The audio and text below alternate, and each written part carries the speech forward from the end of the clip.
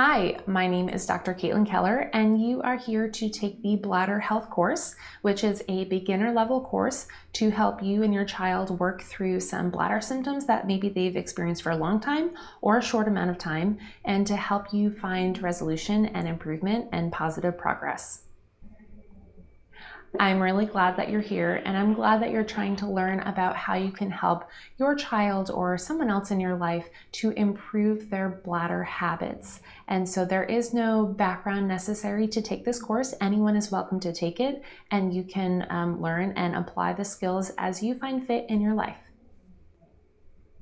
This is going to be a course that's broken up into 6 different segments that we're going to do through 6 weeks together. And so what the course will do is, this is week 1, and you'll get the information in week 1.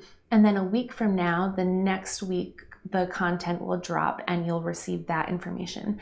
And the reason why I split it up into 6 different segments is so that you have time to work on what I've given you for homework after the first week and after each subsequent week, and then to apply it and to give you and your child some time to figure out those new skills, to see if you see improvement, and then you can make modifications. Things are working or not. Maybe you need a little bit more time before you move on to the next week, or maybe you want to push through a little bit faster. That's also an option through our Teachable account. So welcome to week 1. Today I'm going to be talking about anatomy and different vocabulary that you're going to need to know as we move forward through the course, and what normal bladder habits look like. And so that you can then take this information and look at your child over the coming week and determine what habits they have or don't have, or what things about their bladder health and toileting health that are appropriate or not. So then you can identify things to work on specifically, with the idea of helping them with specific techniques instead of just having this really broad goal of wanting them to have no symptoms.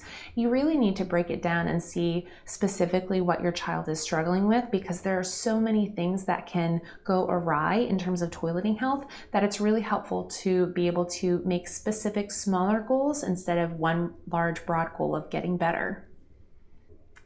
Some really important vocabulary that you need to know. The first is incontinence. And so what that means is liquid, gas, or solids, so pee, gas, or poop, are leaking out of your body in a non-purposeful way. So that just means that unless you purposefully wanted it to evacuate from your body, it is incontinence. If it didn't happen without your intention, even if you were aware that it was going to happen or you were not aware that it was going to happen, something leaked out of your body, that's incontinence. And incontinence always is an indicator that there's something not quite right with the pelvic region or habits and musculature. So that indicates that there's something that needs to be improved.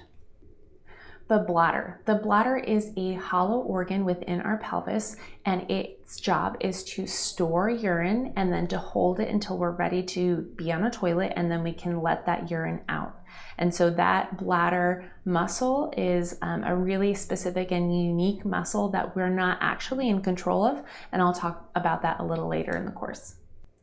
The urethra is the tube that carries urine from the bladder to outside of our body. And in women, that means that it's going out, it exits out through our vulva, and then in men, it exits out through the penis.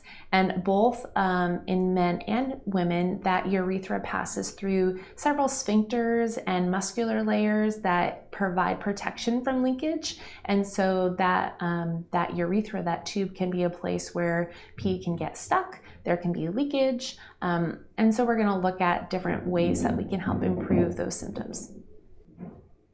Urine is what our body produces when there is excess water and different molecular components, like especially salts, but this is what is excreted from our bladder out as pee. I'm going to use the word void or voiding quite a bit through this course, just because that is the verb of letting pee out of your body. And so when urine exits our body, that's called voiding. So to have a void means to allow pee to exit your body. We're going to talk a little bit about poop. And so the act of having a bowel movement, sometimes I abbreviate as BM, that's the act of poop leaving your body, of having a poop. Enuresis is a really complicated term that just means leakage of urine overnight. And so nighttime bedwetting is another really common term, but enuresis is sometimes talked about on different websites and resources that you might find, and that's the technical term for nighttime bedwetting. Another abbreviation I use often through this course and other courses is PFM, which stands for pelvic floor muscles.